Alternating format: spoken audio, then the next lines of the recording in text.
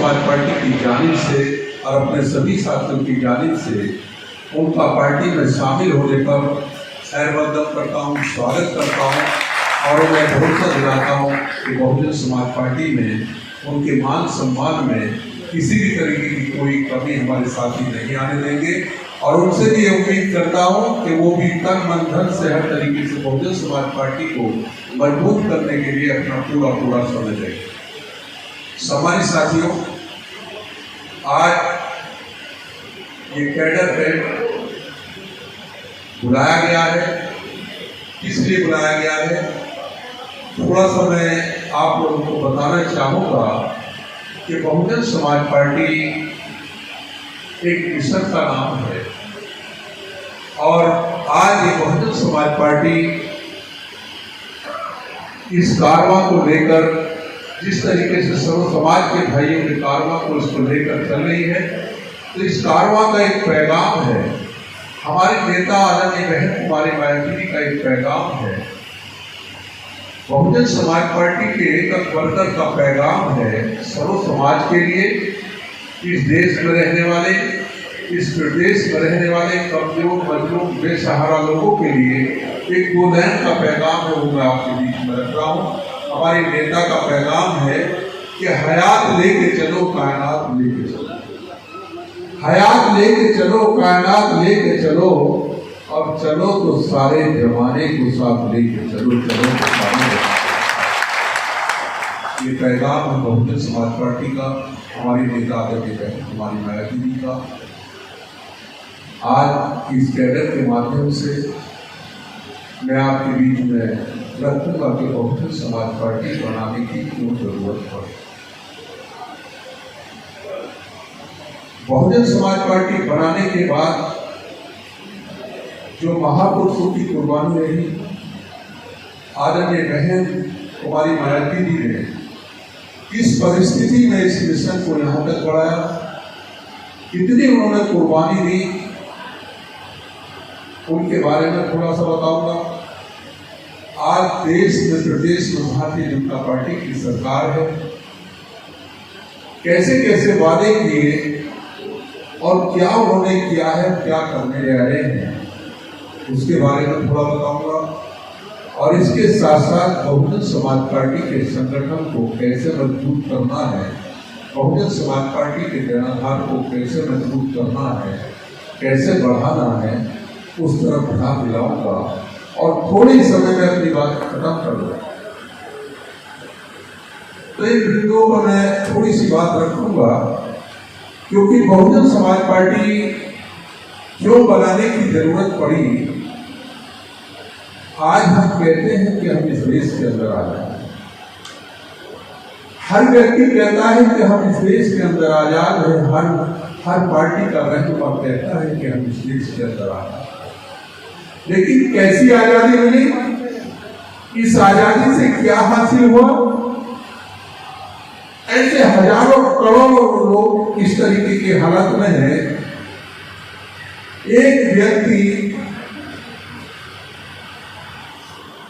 भूख से तड़पा था, जाड़े से फिर था, बेहोशी की हालत में सड़क पर उल्टा पड़ा था, पलट कर देखा तो सीने पे लिखा था, सारे जहां सच्चा हिंदुस्तान का हमारा, सारे जहां सच्चा हिंदुस्तान। ये आजादी मिली है, जिसे हम कहते हैं कि हम इस देश के अंदर आज 64 साल इस देश को आजाद हो चुके, 74 साल इस देश को आजाद हो चुके लगभग, और इस आजादी को हासिल करने के किसी एक व्यक्ति की कुर्बानी नहीं थी, किसी एक समाज की कुर्बानी नहीं थी, बल्कि इस देश में रहने वाले हर समाज के महापुरुषों ने अपनी जान की बाजी लगाकर इस देश को आजाद कराया। हर समाज के नौजवान साथियों ने अपना खून बहाकर इस देश को आजाद कराया था, हर समाज की माओं और बहनों ने अपनी गोद सूदी करके इस देश को आजाद कराया।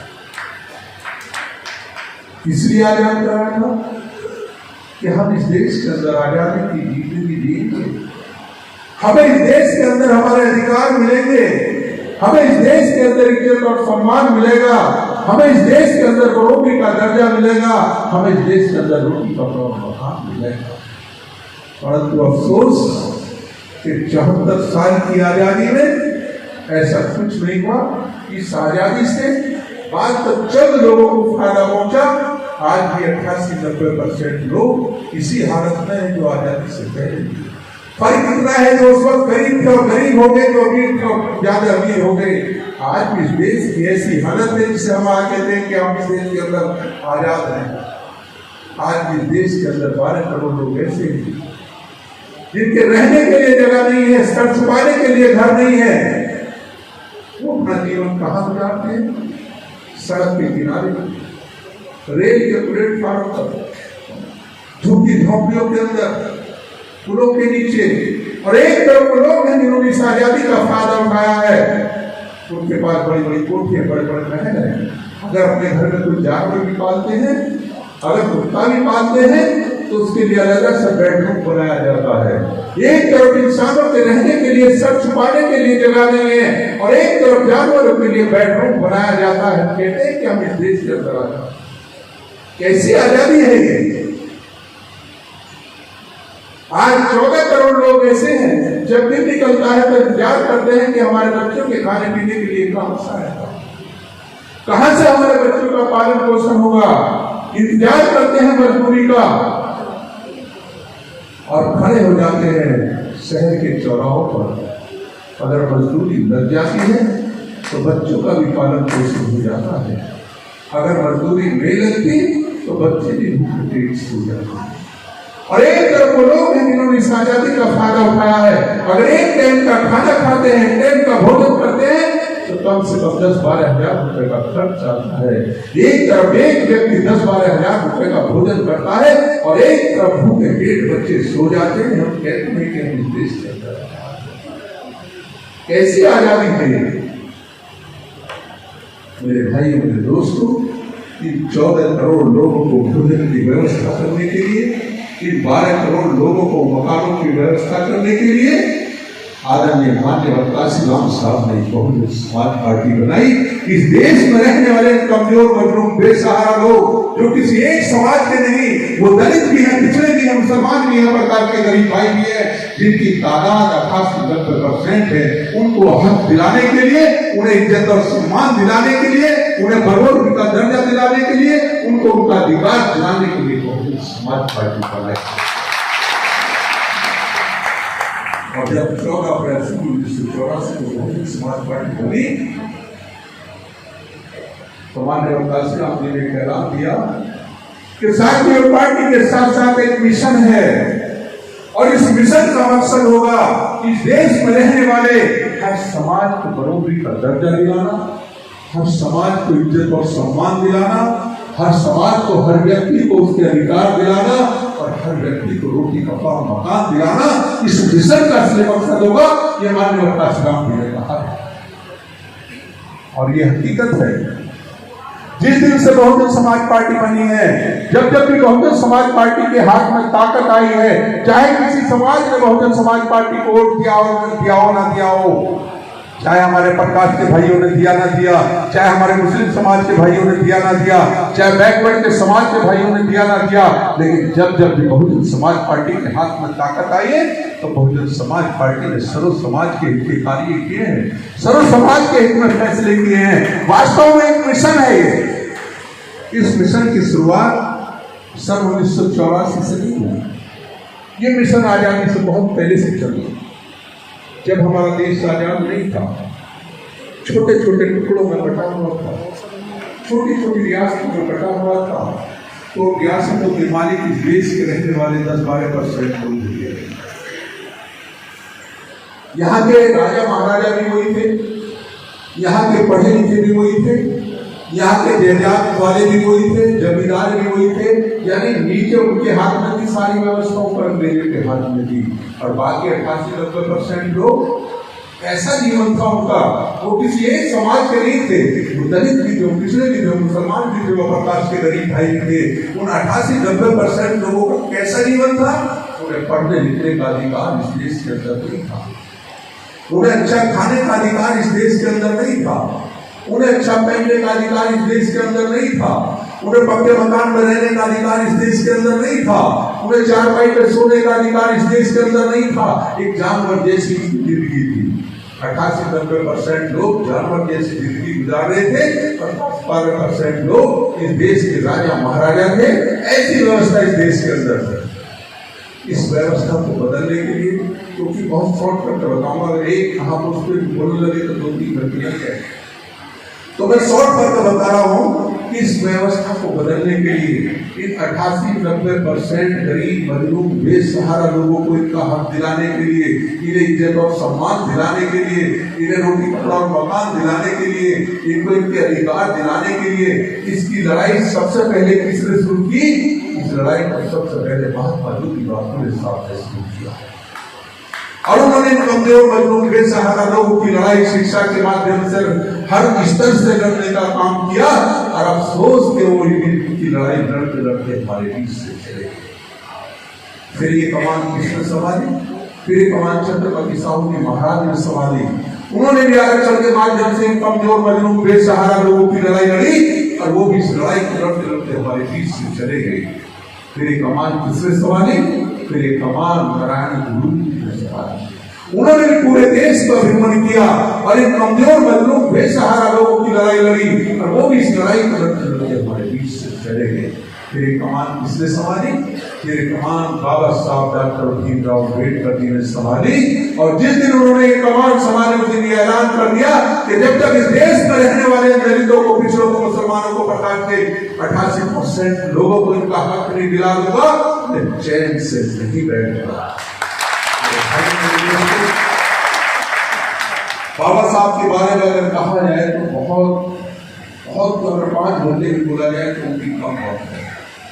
और उन्होंने यहाँ से इंडिया से लेकर लंदन तक इन कमजोर मजलूम बेसहारा लोगों की और कैसी लड़ाई लड़ी है सबके सामने है। अगर आज आप इस कुर्सी पर बैठे हो और यहाँ हम सामने खड़े होकर बोल रहे हैं, अगर यहाँ इस कुर्सी पर बैठे हैं तो ये किसी और की देन नहीं, ये बाबा साहब डॉक्टर भीमराव अम्बेडकर की देन है। अगर वो हमें वोट का अधिकार नहीं दिलाते तो जैसे हमारी आजादी से पहले जिंदगी थी 88% लोगों की, वही हमारी जिंदगी होती। अगर ये सम्मान दिलाने का काम किया है तो बाबा साहब डॉक्टर भीमराव अम्बेडकर ने किया। हम अंदाजा नहीं लगा सकते कितना बड़ा सम्मान बाबा साहब ने हमें दिलाया है।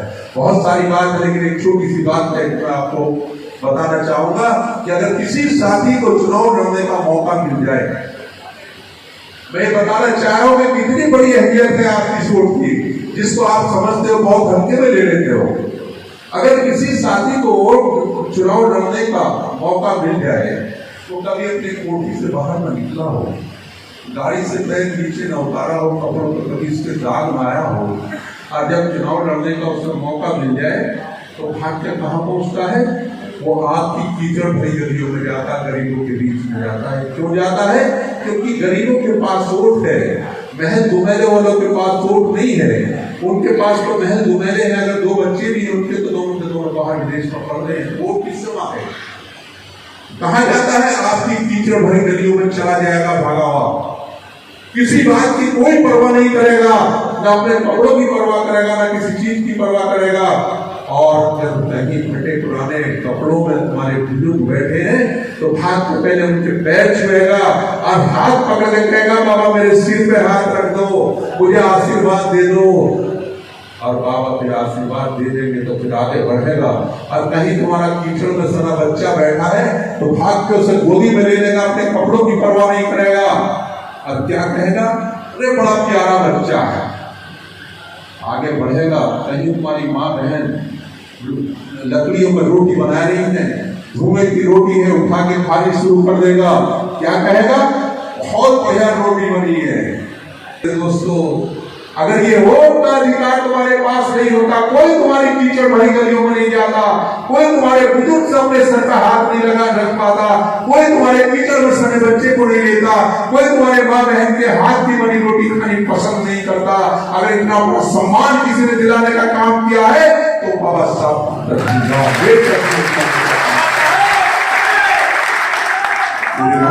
दोस्तों बहुत सारी बात है। वो भी कमजोर मजलूम बेसहारा लोग की लड़ाई लड़ते लड़ते हमारे बीच से चली। फिर ये कमान किसने संभाली? फिर ये कमान मान्यवर काशीराम की संभाली। और जिस दिन ये कमान संभाली, क्यों संभाली? IAS रैंक की नौकरी करते थे। जब देखा एक गरीब मजलूम बेसहारा लोगों पर अत्याचार हुए हैं, उन्होंने महापुरुषों की कुर्बानी पड़ी, छत्रपति साहू जी महाराज, महात्मा ज्योतिबा फुले, गुरु नारायण जी, बाबा साहब डॉक्टर भीमराव अम्बेडकर जी की जब सारी कुर्बानी पड़ी, तो फिर उन्होंने एक फैसला कर लिया कि जो लड़ाई हमारे महापुरुष अधूरी छोड़कर गए हैं, उस लड़ाई को मैं पूरा करूंगा। आज ये प्रतिज्ञा करता हूँ कि आज के बाद मैं अपने घर नहीं जाऊंगा, मैं अपना कोई परिवार नहीं बसाऊंगा, मेरे पास अपनी कोई जमीन नहीं होगी, मेरे पास अपनी कोई पूंजी नहीं होगी, मेरा सब कुछ ये गरीब मजलूम बेसहारा लोगों के बीच में होगा।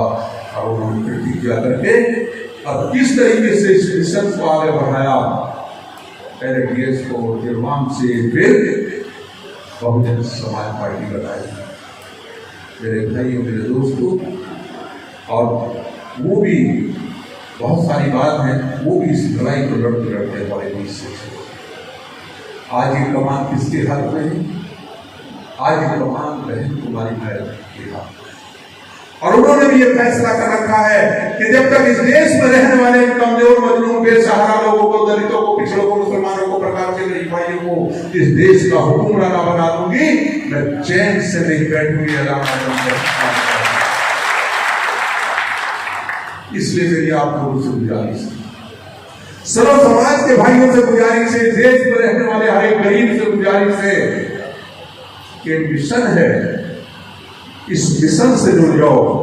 मैं दावे के साथ कहता हूं, जिस दिन इस देश में रहने वाले गरीब लोग पूरी तरीके से बहुजन समाज पार्टी के साथ जुड़ गए, तो प्रधान से लेकर प्रधानमंत्री तक तुम्हारा होगा, इसे कोई रोक नहीं पाएगा।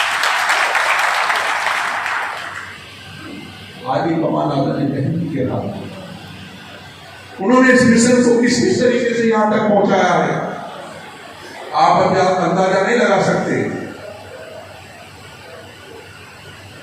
कितनी कुर्बानी उन्होंने दी है, आपको मालूम होगा। बहुत बार आदरणीय बहन जी चुनाव लंबी थोड़ी बात नहीं करूंगा, शोर कर रहा हूं, चुनाव हार गए। सन 1989 में पार्लियामेंट का चुनाव बिजनौर से जीत गए, और जब बिजनौर से चुनाव जीती तो जनता दल का दौर था, 3 सांसद हमारी पार्टी के जीते थे। VP सिंह ने मान्यवर साहब को टेलीफोन किया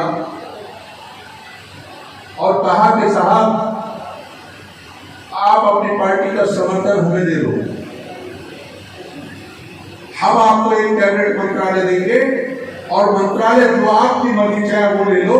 मायावती जी को आप चाहे गृह मंत्री बना लो, चाहे रक्षा मंत्री बना लो, जो मर्जी चाहे वो मंत्रालय ले लो। साहब ने कहा कि हम ठीक है, आपको कल बताएंगे। कल जब आई तो साहब ने आदरणीय बहन जी से कहा कि ऐसे ऐसे VP जी ने कहा है। तो आदरणीय बहन जी ने कहा कि हमें मंत्रालयों की जरूरत नहीं, हमें जरूरत है इस देश में रहने वाले कमजोर मजलूम बेसहारा लोगों के जो हक है वो मिल जाए, हमें इससे ज्यादा जरूरत किसी चीज की। उन्होंने कहा तो क्या फैसला लिया गया कि 3 शर्त होंगी हमारी। जब अगले दिन बात हुई VP सिंह जी से, तो उन्होंने कहा कि हमें कोई तुम्हारी पार्टी का, कोई तुम्हारी सरकार का मंत्रालय नहीं चाहिए, हम अपनी पार्टी का समर्थन तुम्हें दे देंगे, लेकिन 3 शर्त हमारी होंगी। पहली शर्त, जो हमारे महापुरुष जिन्होंने इस लड़ाई को यहां तक बढ़ाया है, हम चाहते हैं जो इस देश में रहने वाले कमजोर मजलूम बेसहारा लोगों के लिए जिन्होंने अपना जीवन समर्पित कर दिया, हम चाहते हैं बाबा साहब डॉक्टर भीमराव अम्बेडकर जी को आप भारत रत्न से नवाजना होगा, आपको अगर हमारे पास। दूसरी हमारी शर्त होगी कि देश में रहने वाले हमारे पिछड़े समाज के भाई जो अपने आरक्षण की लड़ाई लड़ रहे हैं, उनकी मंडल कमीशन की रिपोर्ट प्रत्येक खाते में पड़ी है। हम चाहते हैं कि आप अपनी सरकार में मंडल कमीशन की रिपोर्ट को लागू करो। हमारी दूसरी शर्त ये हो जिससे हमारे पिछले समाज के भाइयों का फायदा है। और हमारी तीसरी शर्त, इस देश में भारतीय जनता पार्टी के नेता लालकृष्ण आडवाणी पूरे देश में रथ यात्रा लेकर निकले हैं और उनका ऐलान है कि हम बाबरी मस्जिद राम जन्मभूमि का एजेंडा मनवा कर रहेंगे। हम चाहते हैं कि किसी भी तरीके का ऐसा कोई काम नहीं होना चाहिए ताकि इस देश में रहने वाले हमारे मुसलमान भाइयों की भावनाओं को ठेस पहुंचे। किसी भी हालत में भारतीय जनता पार्टी के एजेंडे को मंजूर आपको नहीं कराना है। हमारी तीनों शर्त ये होगी। बीपीसीसी ने तीनों शर्त मानी और मान्यवर साहब ने पार्टी का समर्थन दे दिया। मेरे भाई, मेरे दोस्तों, आज कौन ऐसा व्यक्ति है जो गृह मंत्री छोड़ देगा, रक्षा मंत्री छोड़ देगा, कैबिनेट मंत्रालय छोड़ देगा और इन गरीबों के लिए लड़ाई लड़ेगा? जरा जरा से अदालत में अपने सब कुछ भेज देते, अपने न्याय को भेज देते, लेकिन आदरणीय बहन कुमारी मायावती ने इन कमजोर मजलूम बेसहारा लोगों की भावनाओं की खातिर सब कुछ छोड़कर उनके हक में फैसला किया। और इतना ही नहीं, आपको मालूम होगा 3 बार उत्तर प्रदेश में भारतीय जनता पार्टी से मिलकर सरकार चली। जब जब भी भारतीय जनता पार्टी ने अपना एजेंडा लागू करने की कोशिश की तो आदरणीय बहन जी ने साफ लफ्जों में कह दिया कि हम अपने कमजोर मजलूम बेसहारा लोग जो इस देश में रहते हैं, चाहे वो दलित समाज के भाई हैं, चाहे पिछड़े समाज के भाई हैं, चाहे मुस्लिम समाज के भाई हैं, चाहे प्रकार के गरीब भाई हैं, उनके हक के फैसले लेंगे। हम तुम्हारा एजेंडा लागू नहीं करेंगे। तो 2 बार सरकार छोड़ी और जब तीसरी बार नंबर आया 2003 तो आपको मालूम होगा भारतीय जनता पार्टी से मिलकर सरकार चलेगी और 2004 में पार्लियामेंट का चुनाव होना था। तो भारतीय जनता पार्टी के नेता आदरणीय बहन कुमारी मायावती के पास पहुंचे और उन्होंने कहा कि बहन जी, हम ये चाहते हैं कि आप हमेशा हमेशा जब तक जियो उत्तर प्रदेश की मुख्यमंत्री बनी रहो। हमारी पार्टी पूरी तरीके से आपको सपोर्ट करेगी, लेकिन हम ये चाहते हैं कि अब जो चुनाव पार्लियामेंट का आ रहा है, बाकी फिर देश में आप हमें सपोर्ट करो। बहन जी ने कहा कि भी ऐसा तो बहुत मुश्किल है, क्योंकि हमारी पार्टी का एक मिशन है, हमारे महापुरुषों के खून से सींचा हुआ एक मिशन है। मैं अपनी कुर्सी की खातिर इस मिशन को कभी खत्म नहीं होने दूंगी। तो उन्होंने कहा, बहन जी, अगर आप ऐसा नहीं करेंगे तो हम तुम्हारी पार्टी से समर्थन वापस ले लेंगे। बहन जी ने कहा, ठीक है।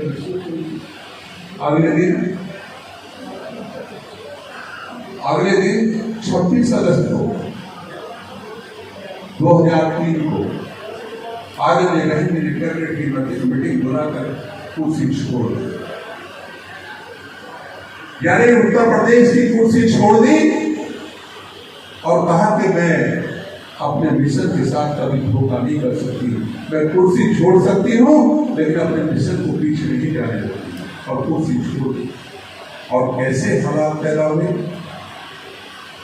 जो बहुजन समाज पार्टी के जाने दुश्मन माने जाते हैं, भारतीय जनता पार्टी, कांग्रेस आदि पार्टियों ने मिलकर समाजवादी पार्टी की सरकार बना दी और हमारे भारी तादाद में विधायकों को तोड़ दिया गया। और इतना ही नहीं, सीबीआई ईडी के छापे बहन जी के आवासों पर डलवाए गए, संगीन अपराधों में मुकदमे कायम करा दिए गए, ऐसे हालात पैदा कर दिए, एक तरफ बहन जी और एक तरफ सारे के सारे लोग। और उसी वक्त मान्यवर साहब को ग्रेन हेमरेज हो गया। कैसे हालात पैदा हुए, कितनी परिस्थिति खराब हुई, कैसी कैसी मुसीबतों का आदरणीय बहन जी ने सामना किया।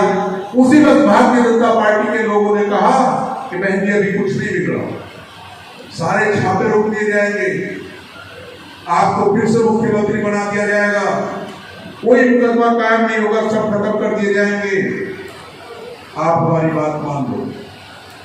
तो आदरणीय बहन जी ने कहा कि अरे देश की बात छोड़ो, आप मुझे देश का प्रधानमंत्री भी बनाओगे तो मैं इस मिशन के साथ कोई समझौता नहीं कर सकती। और जो हमारे महापुरुषों ने अपने खून से सींचा है, जब तक मेरे जिस्म के अंदर एक कूद रहेगी, मैं इस मिशन को सींचती रहूंगी, मैं किसी भी तरीके से मिशन को पीछे नहीं जाऊंगा।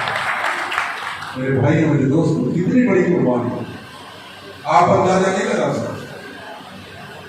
और इतना ही नहीं, जब भारतीय जनता पार्टी की सरकार बन गई तो इन गरीबों के ऊपर, कहीं दलितों के ऊपर, कहीं पिछड़ों के ऊपर, कहीं मुसलमानों के ऊपर, कहीं प्रकार के गरीब भाइयों के ऊपर भारतीय जनता पार्टी की सरकार में जगह जगह शुरू अत्याचार होने लगे। कैसे हालात पैदा हुए? जब हाउस चला तो आदरणीय बहनी ने अपनी बात रखनी शुरू की। जब बात रखनी शुरू करी, हाउस के अंदर हम भी मौजूद थे, तो भारतीय जनता पार्टी को के लोगों को सच्ची बात पसंद नहीं आती। उन्होंने हंगामा करना शुरू कर दिया, उधर से हम लोग भी खड़े हो गए, हाउस स्थगित कर दिया गया। फिर सर्वदलीय बैठक स्पीकर साहब ने बुलाई और उस पर क्या हुआ कि बहनी को बोलने दिया जाएगा। जब हाउस शुरू हुआ, आदरणीय बहनी ने बोलना शुरू किया तो भारतीय जनता पार्टी के मंत्री तक गैलरी में आगे आवाज उठाने लगे। तब आदरणीय बहनी ने कहा कि खबरदार, अगर मेरी आवाज को दबाने की कोशिश करोगे, मैं गरीब मजलूम बेसहारा लोगों की आवाज उठाने के लिए इस कुर्सी पर आई हूँ, अपने सभा में आई हूँ। अगर आप मेरी आवाज को दबाने की कोशिश करोगे तो फिर मुझे इस हाउस में रहने का कोई अधिकार नहीं है। इसलिए मैं अपने पद से आज इस्तीफा देती हूँ और इस्तीफा देकर मेरे भाइयों मेरे दोस्तों, कभी भी आदरणीय बहनी ने किसी भी कैसे ही पढ़ रहा हो, कभी उसके साथ कोई मिशन के साथ कोई समझौता नहीं किया। इतनी कुर्बानी नहीं, बहुत बड़ी कुर्बानी है।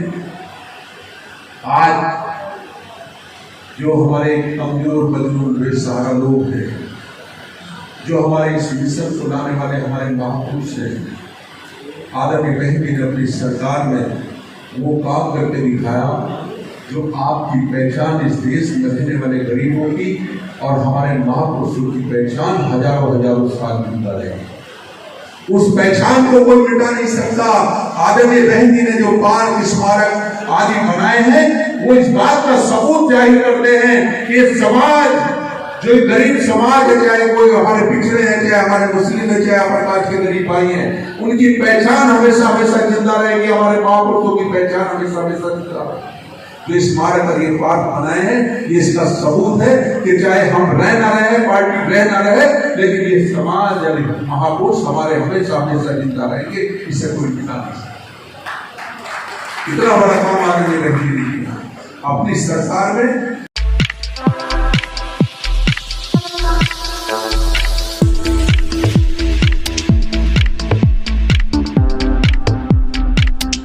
अच्छा सुनो, सब्सक्राइब करते वक्त ना घंटी बजा देना, ताकि जब मैं ऑनलाइन आऊँ तो तुम्हारे फोन